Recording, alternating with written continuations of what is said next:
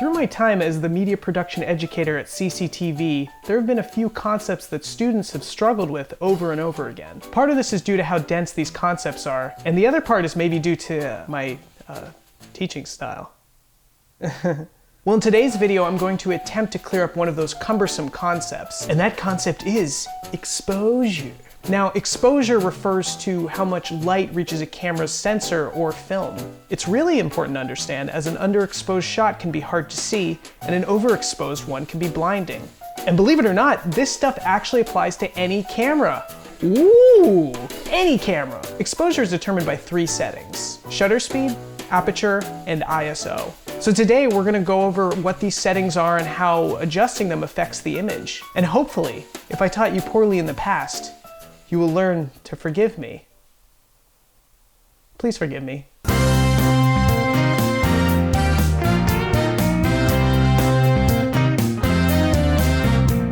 All right, so let's start with everyone's favorite, shutter speed. Actually, no one has ever expressed to me a favorite exposure setting. Shut up, Peter.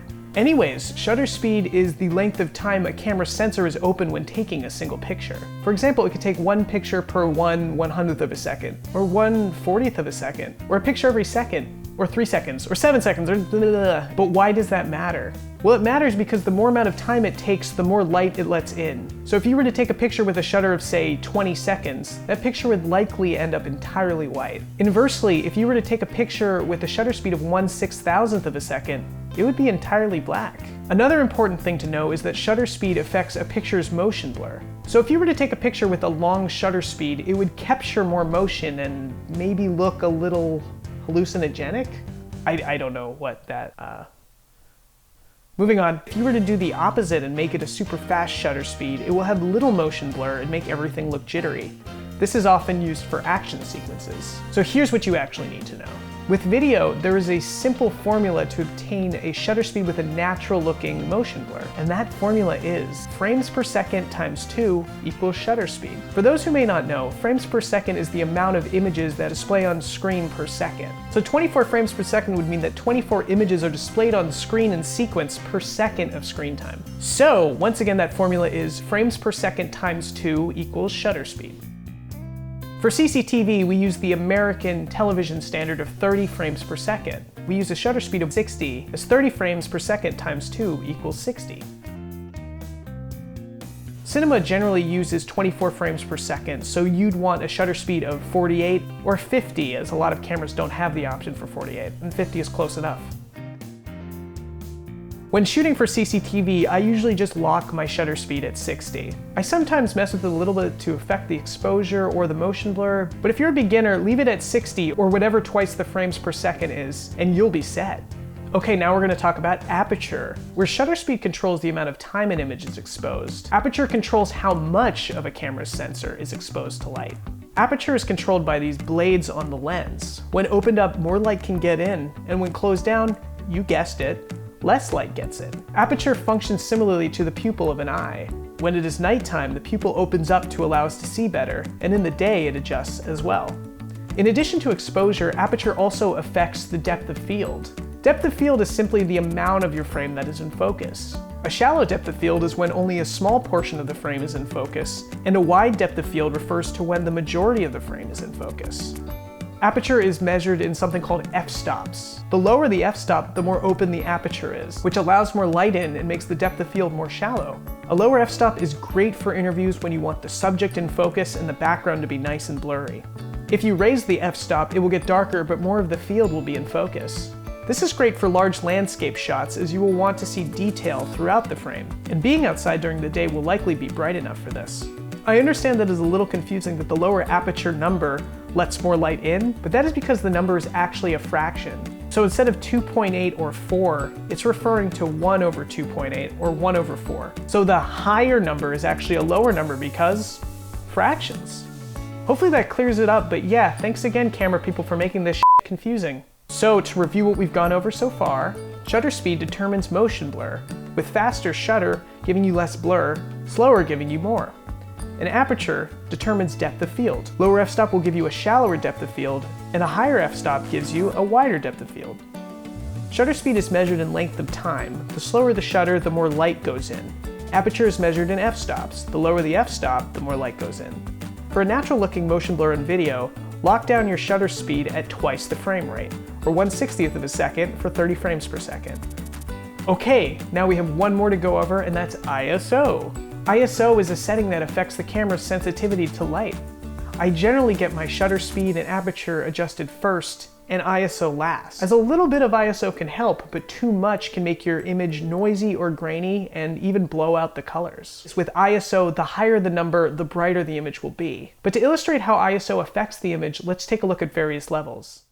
So I'm going to show you ISO. I have this little phone app right here that I can control everything from there. So right now, quite frankly, I have a light that's on my face, so we'll mess with that a little bit. Right now my ISO is very low. My shutter speed's at 60, so because I'm filming 30 frames per second, so my shutter speed's at 60. My f-stop's as low as this lens can go, so it's at 3.2. So there should be a little bit of blur in the background. Focus should just be on my face, which is good because it's a pretty small f-stop. And now ISO is at 200, so it's about as low as this camera can go natively. So I'm gonna start kicking it up. So now ISO is at 250, so that's still looking good. 350, 400, whoa, 500, ooh, now we're talking here. 640, so you can see the background starting to light up a little bit. 800, and this looks pretty good. I'm starting to get a little bit overexposed, but just for the sake of doing this, let's keep going. 1000. So what I'm going to do now, just to sort of show you how you can kick it into high gear, I'm going to turn off my light over here. So let me just take a little, it is there. All right, so let's see what we can do beyond 1000. So this is up to 1000. I honestly think it looks pretty good. You can see without the light, the color's not great, but part of that is my white balance. So let's keep going. So we're at 1250 here. All right, 1600. It's getting brighter. 2000. All right, I'm starting to see a little bit of the noise and the graininess in the darks that you'll start to notice as we go up. 2500. All right, 3200. 4,000. So you'll probably notice the colors are starting to change. The green's getting rid, my skin is getting more orangey, a little less natural. 5,000. Yikes. 6,400. 8,000. So I'm actually going to compensate. I'm going to turn the aperture down so that we can get a little more.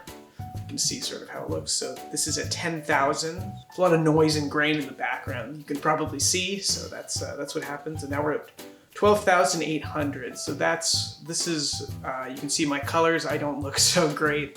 So the colors get a little washed out, and the noise is really increased. So let's compare that back to the ISO of 800, which I thought looked really great. And I'm going to turn the light on that I have. So right at 800, pretty dark. I'm going to just turn on my light, and yeah. That looks, and then I'm going to bring my f-stop back low to where it was. So it was at 3.2, and boom. This is something that's important to note because using a physical light as opposed to compensating with the camera settings is always preferable. So I have one light, which is great, and then I also have my ISO at 800, which is a pretty reasonable place for this camera.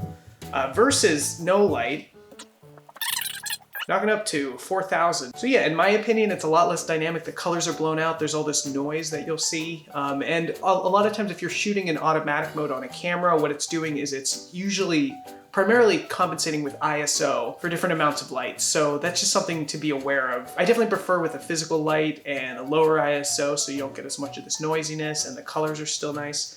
But okay, one last time, I'm gonna go back down to 800 the way I like it. All right, a little dark. And now I'm gonna turn on this light. And wow, look at my skin, it looks normal. The colors look pretty accurate to me versus what the ISO was doing, so yeah.